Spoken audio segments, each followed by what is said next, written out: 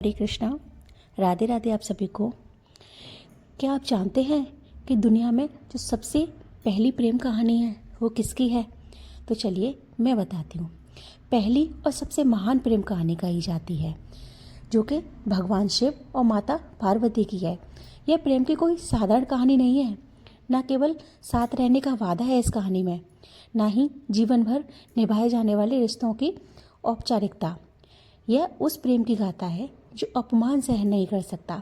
सम्मान की रक्षा के लिए स्वयं को मिटा देना महादेव ने स्वीकार किया। यहाँ महादेव ने अपनी प्रेम से दूर होने पर ही पूरी जो सृष्टि थी उससे अलग होने का निश्चय किया। यहाँ प्रेम त्याग की भाषा बोलता है और आत्मसम्मान उसकी सबसे बड़ी पहचान बन गया। यहाँ पाने की लालसा नहीं है, बल्कि उस सत्य को अपनाने का साहस है जो स्वयं को भस्म कर देना भी साधना बन जाता है। ये केवल सामर्थ्य महादेव में है। इस कहानी में एक और शिव हैं जो शमशान में रहने वालों के वैरागी हैं, जो शमशान में रहते हैं उनकी रक्षा करते हैं, उनके स्वामी हैं।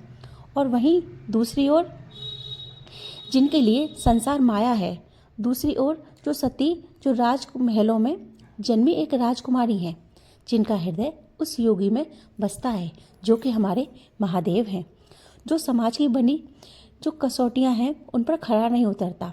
यह कथा केवल मिलन और जुदाई की नहीं है, बल्कि यह घमंड और श्रद्धा के बीच का संघर्ष है। इसमें एक पिता का अपमान है, एक बेटी का स्वाभिमान है, एक पति का अपमान है। शिव और सती की यह कहानी जो हम सुनाने वाले हैं, यह हमें सिखाती है कि प्रेम में जलकर भस्म नहीं होते, बल्कि उसी प्रेम से तप कर हमेशा के लिए अमर हो जाते हैं, जो कि हमको महादेव ने सिखाया है कि जब माता सती भस्म हो गई थी तब उन्होंने उनको पाने के लिए या उनके विरह में क्या क्या नहीं किया। अतः बल्कि उस प्रेम की शुरुआत है हर नए युग में। आज शिव और सती की कहानी एक सवाल से शुरू होती है। क्या एक पिता का घमंड उसकी बेटी के सुख से बड़ा हो सकता है? तो आज भी उसका जवाब हाँ है, और पहले भी हाँ ही था। उस वक्त भी यही नियम था। सृष्टि के उस शुरुआती समय की बात है जब यह दुनिया नई नई बनी हुई थी। ब्रह्मा जी ने संसार को चलाने के लिए मानस पुत्रों को बनाया। उन्हीं में से थे एक राजा दक्ष प्रजापति। दक्ष कोई आम राजा नहीं थे, प्रजा के स्वामी थे, प्रजा के रक्षक थे, बुद्धिमान थे, सामर्थ्यशाली थे। उन्हें इस बात का घमंड था कि ब्रह्मा जी के कुल में पैदा हुए दक्ष नियमों को बहुत कड़ाई से मानते थे और उनका पालन करते थे। उनका सोचना था कि यह संसार सिर्फ पद, इज्जत और अनुशासन से ही चलता है। दक्ष के पास सब कुछ था, बस एक चीज़ की कमी थी, कोई संतान नहीं थी। तब उन्होंने बहुत कठिन तपस्या की और उनकी तपस्या से प्रसन्न होकर उनको वरदान दिया कि उनके घर एक बेटी का जन्म होगा। लेकिन एक शर्त रखिए कि दक्ष मैं तुम्हारी बेटी तो बनूंगी, लेकिन तुम याद रखना जिस दिन तुम मेरा अपमान करोगे उसी पल मैं यह शरीर हमेशा हमेशा के लिए छोड़ दूंगी। समय आने पर दक्ष की पत्नी ने एक सुंदर कन्या को जन्म दिया और उसका नाम सती रखा। सती बचपन से ही बहुत दिव्य और सुंदर थी। दक्ष अपनी बेटी को बहुत प्रेम करते थे और उन्हें बिल्कुल पता नहीं था कि सती उस योगी के प्यार में खो चुकी हैं, जिसे दक्ष एक भिखारी समझते थे। जैसे जैसे सती बड़ी हुई उनका मन राजमहल के सुख सुविधाओं से हटने लगा, दूर जाने लगा। जहाँ उनके सहेलियाँ महंगे कपड़े गहनों की तरफ आकर्षित होती थी, वहीं सती जो थी महल के किसी शांत कोने में बैठकर ध्यान लगाती और महादेव को याद करती। जब कोई ऋषि कैलाश के स्वामी भगवान के कहानी सुनाता तो सती का मन उस बर्फीले पर्वत की ओर खिसकता। सती ने उस शिव के बारे में सुना था जिसका कोई पक्का घर नहीं था, जो शरीर पर राख मलते थे, गले में सांपों की माला लपेटते और शमशान में बैठकर ध्यान करते थे। दुनिया के लिए डरावना हो सकता था, लेकिन जो माता सती थी उनमें एक सच्ची सुंदरता दिखाई देती थी। उन्हें लगता था कि जो इस दिखावे की दुनिया से दूर है, बस वही सच्चा प्रेम है। और इसी प्रेम के बारे में राजा दक्ष को सती ने बताया तो वे बहुत नाराज हुए। दक्ष के लिए यह इज्जत का सवाल बन गया। अच्छे कपड़े समाज में ऊंचा ना हो, वह शिव को एक ऐसा योगी मानते थे जो किसी नियम को नहीं मानता। वह सती को बार बार समझाते रहे कि उनकी शादी इंद्र जैसे किसी अमीर देवता से होगी, लेकिन होने को कौन टाल सकता है। और सती का फैसला पत्थर की जैसा था। उनकी भक्ति अब उस प्रेम में बदल गई जहाँ भक्त और भगवान के बीच कोई फर्क नहीं रह जाता। सती उनकी बात नहीं मान रही तो सती की शादी के लिए एक बड़ा स्वयंवर रखा। दुनिया भर के देवताओं को बुलाया, लेकिन जानबूझकर भगवान शिव को न्योता नहीं भेजा।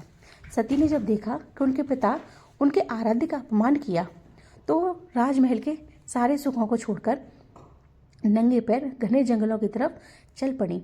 एक राजकुमारी के कोमल शरीर के लिए जंगलों का रास्ता कठिन भरा और मुश्किल भरा था, लेकिन उनकी तपस्या की गर्मी इतनी तेज थी कि स्वर्ग से डोलने लगा। जंगल के खूंखार जानवर भी उनके पास आकर शांत होकर बैठ जाते। शिव को, जो किसी बंधन में नहीं बांधना चाहते थे, सती के प्रेम के आगे हार मान गए।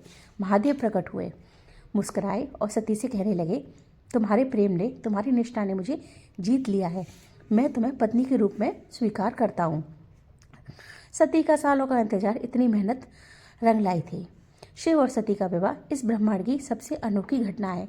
खुद ब्रह्मा जी ने मंत्र पढ़े, भगवान विष्णु ने कन्यादान की रस्में निभाई, शिव की बारात निकली तो सिर्फ देवता नहीं बल्कि नंदी, भूत प्रेत भी नाचते हुए आए। जब यह अजीबोगरीब बारात दक्ष के दरवाजे पर पहुंची तो अभिमानी लोग डर गए। दक्ष को लगा कि यह तो एक अपमान है। उन्हें लगा कि उनका दामाद उनके रुतबे के लायक नहीं है। विवाह के बाद सती कैलाश पर्वत पर गई। कैलाश पर कोई सोने का महल नहीं था, शांति, सिर्फ शांति। महादेव का साथ था। सती खुश थी महादेव के साथ, महादेव के प्यार के साथ। उनको संसार के रहस्यों के बारे में बताया जो देवताओं को नहीं पता थी। लेकिन धरती पर दक्ष के मन में बदले की आग जल रही थी। वह किसी भी प्रकार से महादेव से बदला लेना चाहते थे। उन्होंने योजना बनाई जो आगे चलकर सब कुछ तबाह करने वाली थी, लेकिन इस बात का दक्ष को जरा भी अंदाजा नहीं था। उन्होंने एक यज्ञ रखी। इस यज्ञ में उन्होंने तीनों लोगों के हर प्राणी को बुलाया, हर देवता को बुलाया। यह कोई भूल नहीं थी, बल्कि शिव का सबके सामने अपमान करने की एक साजिश थी, एक योजना थी। सती ने जब कैलाश देवताओं को विमानों में जाते हुए देखा तो वह परेशान हो गई। इतना बड़ा उत्सव उन्हें खबर तक नहीं दी गई। सती का मन एक बेटी के रूप में तड़प उठा। उन्होंने भगवान शिव से प्रार्थना की कि मुझे भी अपने पिता के घर जाना है। महादेव ने उनको समझाया कि अगर हमको नहीं बुलाया है तो हम नहीं जाएंगे, लेकिन एक बेटी का हृदय अपनी माँ से मिलने के लिए, अपने पिता से मिलने के लिए कांप उठा। लेकिन उनके जब बार बार आग्रह करने पर महादेव ने उनको भेज दिया। जब वो वहाँ पहुँची तो वहाँ पहुँचकर एकदम हैरान हो गई, क्योंकि उनके पिता दक्ष ने उनसे मुंह फेर लिया।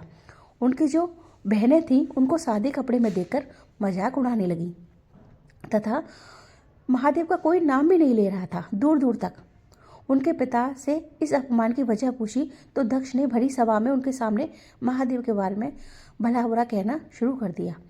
दक्ष ने चिल्लाते हुए कहा कि उस भिखारी का मेरे यज्ञ में कोई जगह नहीं है। दक्ष की बातें जहर की तरह सती के कानों में चुभ रही थीं। सती को तो अब अपनी गलती का एहसास हो चुका था। उन्हें याद आया कि भगवान शिव ने मुझसे मना किया था, लेकिन वो नहीं मानी। सती का गुस्सा अब ज्वालामुखी की तरह फूट गया। उन्होंने पूरी सभा में गरजते हुए कहा, पिताश्री, जिस शिव के बिना यह पूरी दुनिया अधूरी है, आपने उसका अपमान किया है। अब मुझे इस शरीर से नफरत हो गई है। और उन्होंने अपनी आंखें बंद की और महादेव का ध्यान किया। प्रार्थना की कि अगले जन्म में भी वह उन्हीं की पत्नी बने। देखते ही देखते सती का सारा शरीर आग की लपटों में गिर गया और पूरी तरीके से उस सभा में कोहराम मच गया। एक पत्नी ने अपने पति के सम्मान के लिए अपनी खुद की आहुति दे दी। सती का वह बलिदान प्रेम और आत्मसम्मान की सबसे बड़ी मिसाल बना। वहाँ मौजूद देवता और ऋषि सभी यह देखकर रो पड़े और उसके बाद जो हुआ वह अनर्थ करने वाला था, एकदम अनर्थ करने वाला था। कैलाश की समाधि में जब शिव ने जैसे ही सती के अंत को महसूस किया, उनका शांत रूप गुस्से में बदल गया। उन्होंने तीसरा नेत्र खोला। गुस्से में एक जटा उखाड़कर पत्थर पर पटकी, जिससे वीरभद्र पैदा हुआ। वीरभद्र शिव के उस क्रोध का रूप था जिससे यह पूरी दुनिया सहन नहीं कर सकती थी। शिव का आदेश मिलते ही वीरभद्र ने यज्ञ स्थल पर हमला कर दिया। भगदड़ मच गई, हाहाकार मच गया। वीरभद्र ने घमंडी दक्ष को पकड़ा और उसका सिर काटकर उसी यज्ञ की आग में डाल दिया जहाँ सती ने अपने प्राण दिए थे। उसके बाद खुद महादेव वहाँ पहुँचे। उन्होंने पूरी दुनिया को खत्म करने का ठान लिया। शिव ने उस बेजान शरीर को हाथों में उठाया और विलाप करने लगे। भगवान शिव सती के शरीर को छोड़ने के लिए तैयार नहीं थे। वह उन्हें अपने सीने से लगाए ब्रह्मांड में भटकने लगे। शिव का यह दुख तांडव बन गया। उनके हर कदम में धरती कांप रही थी। दुनिया का संतुलन बिगड़ रहा था। और यह सब जब जगत के रक्षक भगवान विष्णु ने देखा तो अपने सुदर्शन चक्र का सहारा लिया। सती के शरीर के कई टुकड़े कर दिए ताकि शिव का मोह कम हो सके। सती के अंग धरती पर अलग अलग जगहों पर गिरे।